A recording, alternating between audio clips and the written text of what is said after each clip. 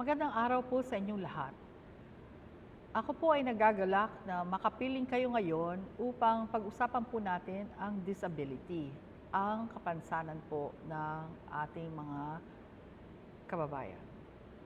Ako po si Maria Evelyn Dayot, isang doktor dito po sa Lorma Medical Center, dito po sa La Union. Okay, let us define what a person with disability is. So, babasahin ko po sandali. Kasi ang sabi po ng World Health Organization, a disabled person is defined as one who has problems in body function or structure, with an activity limitation, has difficulty in executing a task or action, with a participation restriction. Yan po ay definition po ng WHO kung ano po ang isang taong may kapansanan. It is my hope that after listening to this topic today, you will have a better appreciation of persons with disability, understand the different types of disability. We will appreciate what disability is not and learn how we can help them in this time of pandemic. Just a bit of a trivia, my friends. Did you know that there are 1 billion persons with disability in this world? And at this time of the pandemic, they need our help more than ever. At least 20% of them, of these 1 billion persons, have difficulty in their mobilization, in their adaptation to the day-to-day life. Okay? So, there are different types of disabilities, and let me name them to you. First of all, there is the blindness and vision impairment. Secondly, meron po yung deafness and hearing impairment. Meron po intellectual disability.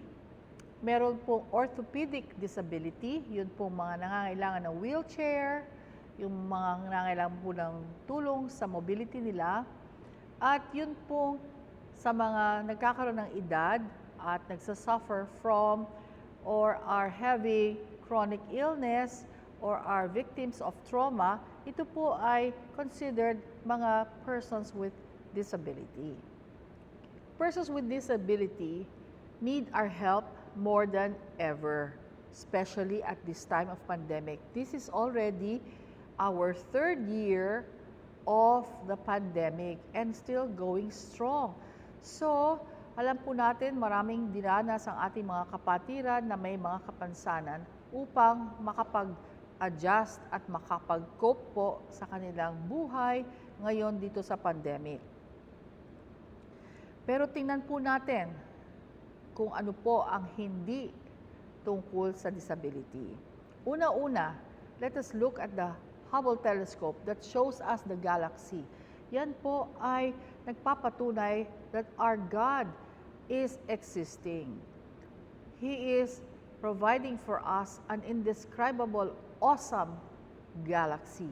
This world where we live in, ito po ay gawa ng Diyos natin. The greatest mystery is why an omnipotent and good God would allow us to suffer pain and affliction. The strongest reason why many stop believing in or do not believe at all in God is because they have a disability. The strongest reason why many stop believing in or do not believe in God is because their disability is a cause of suffering to those afflicted and even to their families. So, meron po tayong mga nalalaman na sapagkat ang mga anak nila ay merong autism or merong kapansanan, may be crippled or may have intellectual disability, sila po ay nawawalan ng pag-asa at naniniwala po sila na sila po ay pinarurusahan ng Panginoong Diyos. But this is not the case. Okay? Some of the reasons or some of the good that could come out of our suffering, it unplugs our ears. It draws us closer to God and to one another. And what cannot kill you can at least make you strong. Ito po yung mga halimbawa kung bakit hindi po negative ang disability. He who suffers learns a whole lot, and you are all overcomers, I am sure. Kayo po na may mga kapansanan or mga pamilya na may mga kamag-anak or kaanak or anak na may kapansanan ay overcomers. So, you are all overcomers, I'm sure. Jesus came for all persons with disability. In a way, all of us suffer from some form of disability, generally speaking. Okay?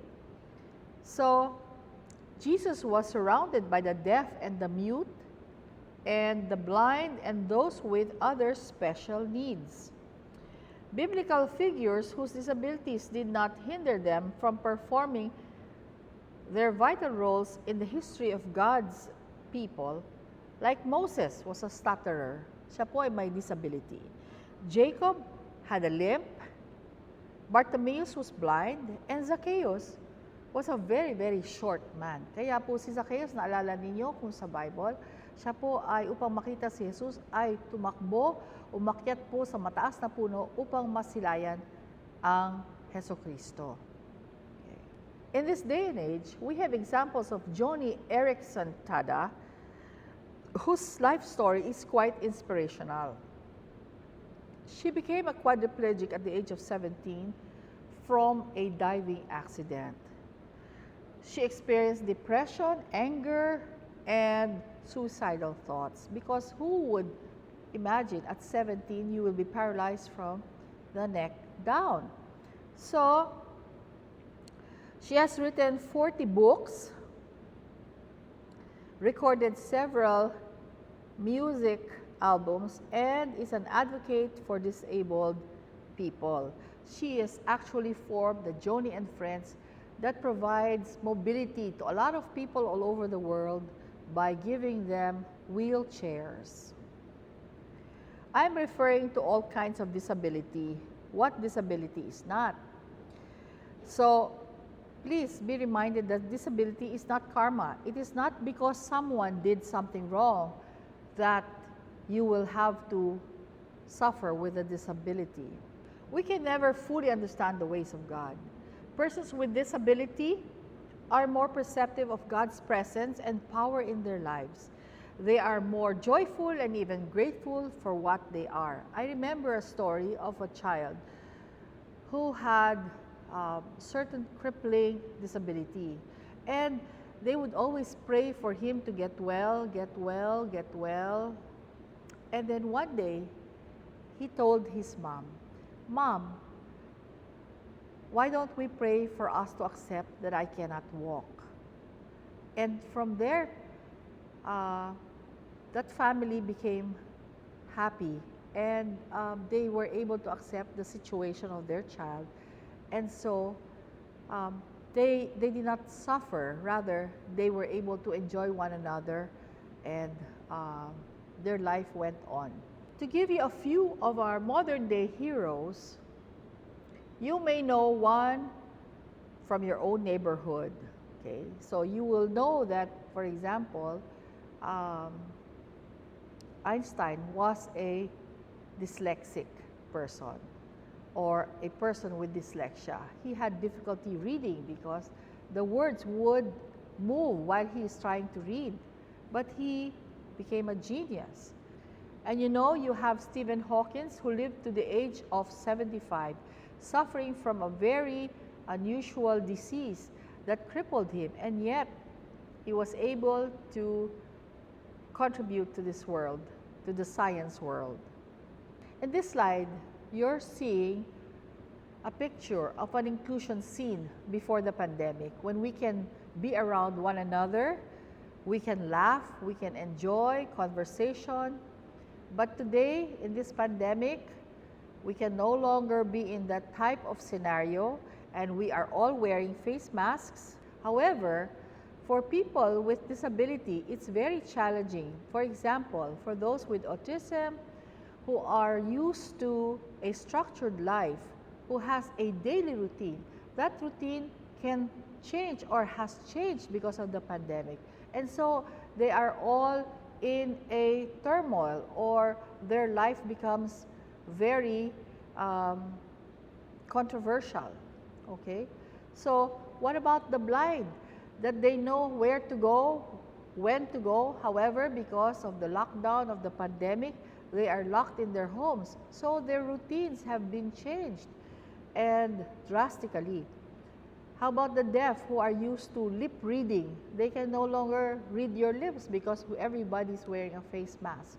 So all the more, we must extend our help to them and guide them in order for them to be able to survive and to get through this pandemic. What I'm trying to say is, our friends, our relatives and neighbors who have disabilities, yung po may mga kapansanan, lalo po natin silang dapat mahalin at bigyan ng tamang atensyon ngayon po may pandemic upang sila po ay makapag-adapt sa buhay na ito at hindi po natin kung gaano pa po magtatagal. Sila po ay merong mga pangangamba na hindi po natin tulad na tayo ay sige-sige lang. Sila po ay may konting limitasyon sa kanilang paggalaw, sa kanilang pagkabuhay. So, let us help them and let's continue to be in touch with one another and be a community helping those with disability. Diyan na po ako nagwawakas. Maraming salamat po. Sana ay may napulot kayong kahit konting kaalaman. Dito po sa Lora Medical Center, nahahanda po kaming tumulong sa inyong may mga kapansanan. We can do our home service for medical laboratories, physical therapy, and the like. And you can also get in touch with us for our online consultation and like us on Facebook and follow us in Facebook as well. Give us a like and support our videos that come out every month like this. Maraming salamat po and have a good day.